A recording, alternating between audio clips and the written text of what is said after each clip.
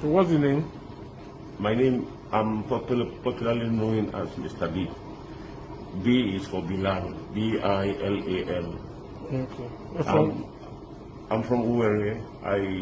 I'm professionally a consultant in hotel management, and I'm an actor to a comedian actor. I act in Nollywood. You act in Nollywood? Yeah. Which the nationality?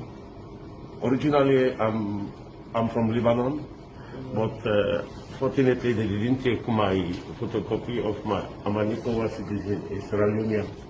Okay. So what happened that you're here today? Oga, we are in the holy month of Ramadan. In the night, I don't sleep till morning prayer. In the morning, I wake up around 9 o'clock. I saw a message in my wardrobe, in my iPad. Mr. B, please call me. I have business for you. The man photo appeared. I called him with my MTN line. Who is this? He said, my name is Clifford. We have a new hotel for you to take over, and we have a new movie for you to feature in. We need a white man, and we know you therefore we were. So I told him where. He told me where I will meet him along Aba Owerri Road. When you are going to Aba, before you reach the Owerri Airport junction, he told me that there is Arab contractors there. So there, his driver will come and take me to the hotel where we will sit and talk and negotiate.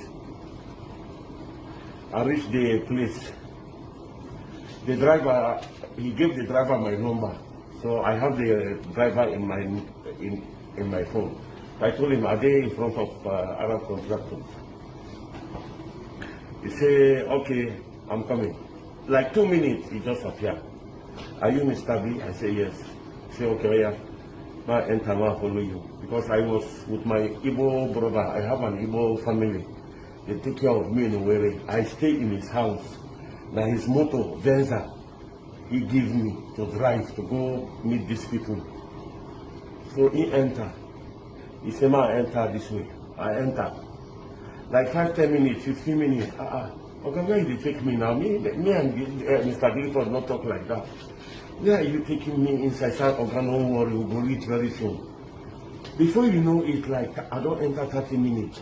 I dey pass village. I never know even a River State I don't enter. I dey pass village, and I do prayer inside me. We reach one isolated area. About 7 people come from bush. One of them carry one local pistol. They started hitting me with cutlass. See, they even hit me. This guy hit me. This guy carry enter front. They hit me in my body. See my joint swollen. See my lip. See, hit me. Oh yeah, enter. Today you must give us all your money. All your money for ATM. You must transfer anything or we'll cut it to pieces. Me, I was shocked. Because in my 30 years in this country, I've never been attacked. I've never been attacked for once. So they enter, they push me to the seat in the drive. The motor gets sensor. He don't know how to drive, and I show him how to do it. So we go front. I begin to pray. I say, see another village. Oh. Luckily for me, we reached for one place, 2 and 3 days for road. So they cannot cross. He has to stop the motor. One of the kidnappers at the back came down to take the pantry out. As he wanted to take the pantry out, I was praying. Then one boy came from the bush and said, don't take that pantry. Leave it. Then I had the chance to open the door. I opened the door. Because there were 3 kidnappers behind and him, he was driving. So I came down and I started running. I was inside the village. People came from nowhere. They surrounded me. They ran with the motor. This is how God saved me. They took my Venza, the Venza of my Igbo friend. Luckily for me, I even have some complimentary card that one of the vigilante people saw in the motor where they left the Venza in the bush. So he gave it to me. They took my iPad, they took my 3 chains, they took my phone. I don't have nobody. The only number I cram in my head is my wife's number, my river wife number. She lives for Bayelsa. I told her to call the Igbo man. She lost her phone. She never had my Igbo brother number. So luckily I have a card for somebody that has an aluminium factory that knows us very well. So I called him. I said, Mr. Ifeanyi, this is Mr. B. I've been kidnapped. Call Ralph to call this number. He called me. So I narrated the story to him. And that is it.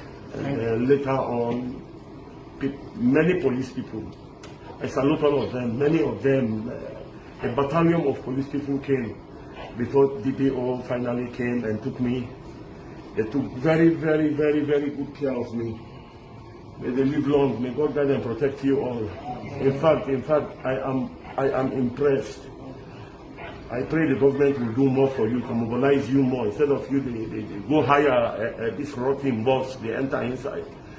They can buy new boss for every police station, mobilize them. The guys are trying. No matter the bad they talk about police, believe me, today I know that police people are trying in this Nigeria. They don't have proper government support. They don't have better facility. They suffer left and right just to put fuel or this or that, higher boss. Imagine a great country like Nigeria.